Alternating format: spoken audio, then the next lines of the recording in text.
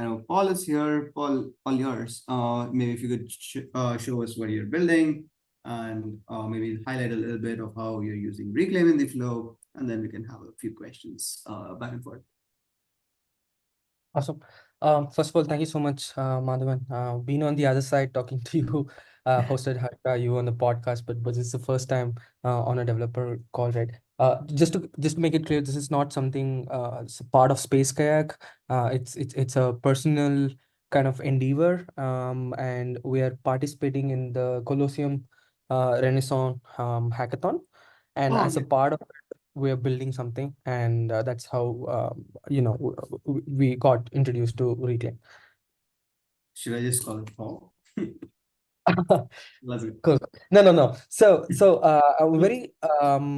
So today we did a very small kind of soft announcement on Twitter as well. We're building something called Aloy. So Aloy is a loyalty layer on top of ONDC. And our idea is to kind of build rewards and loyalty network on top of ONDC. So the first day when we started when we were at the hackathon, we were trying to brainstorm on what we can build. We met Ruchil, and Ruchil kind of introduced us to this whole idea of like how powerful vampire attacking could be. It sounded like really crazy, like because we never uh, thought that could be a legit thing. But it really opened up a lot of possibility. And so we started looking very closely at what Reclaim could actually do. And Hey, it kind Paul, of fitted. if I may quickly intercept here, for those of whom might not know what a vampire attack means, could you throw a little bit of light on that? Oh yeah, for sure. For sure. So essentially, imagine ways for you to capture cohorts of users from different parts, right? You could look at Web2 as a cohort, and you want to get a mass cohort of Web2 users into Web3. And how do you essentially like do really smooth kind of onboarding, right? You got to give them an incentive, and so that's where this whole vampire attacking kind of idea comes into play. And the way Ruchil kind of explained it to us is, hey, imagine if your activity on the internet is archived and it's kind of stored with centralized companies. And imagine if there was a way for you to unlock that data and like prove that you own certain streams of activity on the internet. It can be anything, right? It can be something like, hey, I am an intent user who watches YouTube streams. Or it could be, hey, I have been someone who's been taking thousands of Rapido rides. Or it could be someone who says, I have a very particular kind of ordering on Swiggy or Zomato. So Yeah. you could do a lot of these things, and when these kind of truths emerge and you're able to prove, a new kind of market appears, right? That the whole Web3 could be a new market. So that's how Ruchil kind of explained to us, and so we thought, okay, so this is very interesting.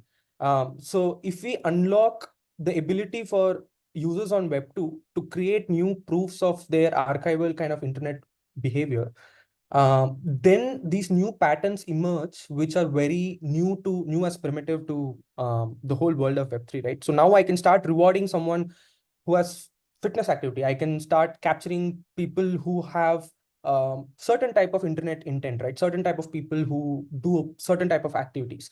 And this was not possible at all before. And this completely changes the way you incentivize, onboard, capture new cohorts of user, all these, right? So I think that's Madhavan, my understanding of vampire attacking in context to Reclaim, and that's how we understood it. If there's a much better technical explanation, I would let you give that. No, this is actually pretty good. You're saying how to capture cohorts of users who have certain, as you said, internet preferences. I think that's a good way to put it. Yeah, and probably just the only thing I would add is this is something that's pretty commonplace in Web3. Like most famously, Blur did this vampire attack on OpenSea, right?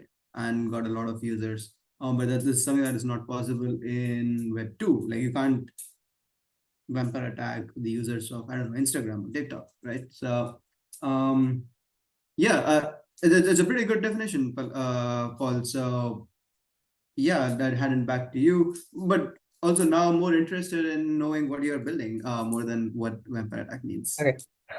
Awesome. So I think I just want to very quickly set some context. One of the most like um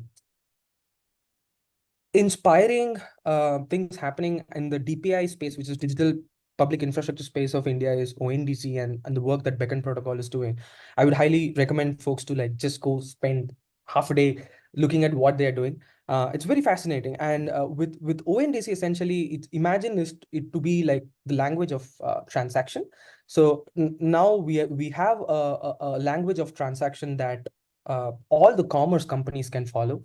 And what that is enabling is today we already have ONDC based apps like pin code, Nammayatri and all, right? So there is no commission that is being taken by centralized parties. There are multiple service providers which are almost like plug and play into the whole e-commerce stack.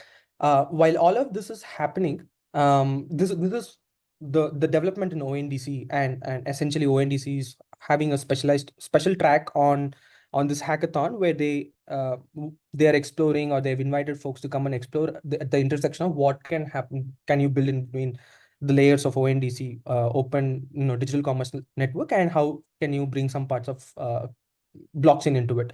So what we are trying to do is the future is clearly going to be massive unlock of um, you know undercurrent of Indian commerce, I would say. Your hyper local commerce, thousands of small shops getting onto ONDC network. We already have, like, I think last month had a 90% surge in Nammayatri user base. So the momentum is gonna go on.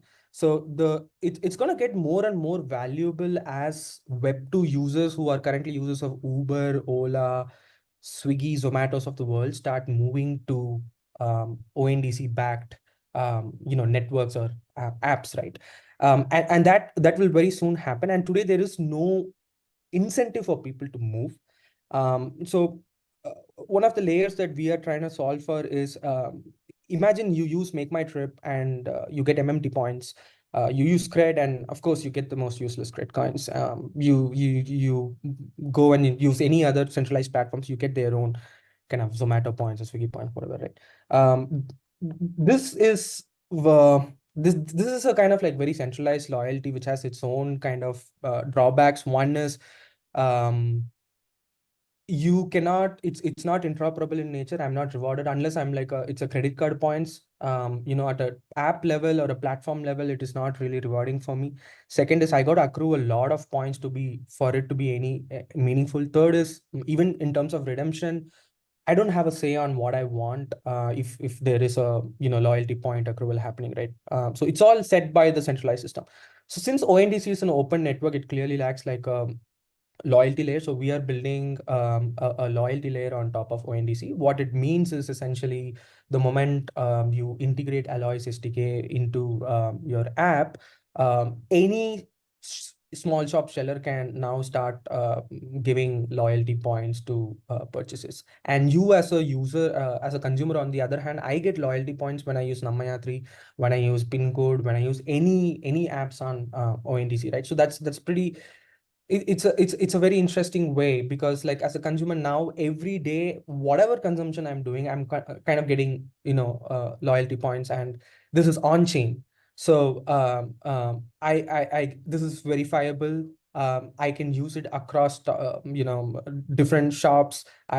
We have a couponing system on top of it. So this is a whole loyalty engine, a loyalty layer that we're building on top of ONDC. So that's what Alloy is all about. But the fundamental problem still remains, right? How do you get more users to actually come and use it? Loyalty makes sense. It's a nice reward system, but unless consumption goes up, like, loyalty doesn't make sense, right? So for us, bootstrapping this whole network is kind of like a big challenge, and that's where we leaned into the idea of retro rewards. So I think this is going to be a first very interesting mass consumer play where we're gonna use Reclaim to give users retro rewards. So imagine you verify that I have 400, 500 Uber rides that I've taken. You're going to get some points. But interestingly, these points are going to be used for incentivizing your Namayatri rides, right? So we are literally like rewarding for all your Web2 centralized activities using Reclaim, and you use those points and you find interesting ways to bootstrap and start using your journey inside the whole ONDC ecosystem, right? And we're starting with F&B food as a category, but since the whole on-chain loyalty nature is pretty interoperable and it applies universally, it could very well like expand to the whole ONDC consumer network. Like it can be retail, it can be food, it can be transportation, it can be anything. So yeah, so this is what we're building as a whole in terms of Aloy, and I think Reclaim is a very, very critical part for us. The more kind of channels and tracks that we release, which is for retro rewards, the more users are gonna, verify, get retro rewards, and bootstrap the whole ONDC mass network. And yeah, so Madhavan, that's what we're building, and that's our thesis.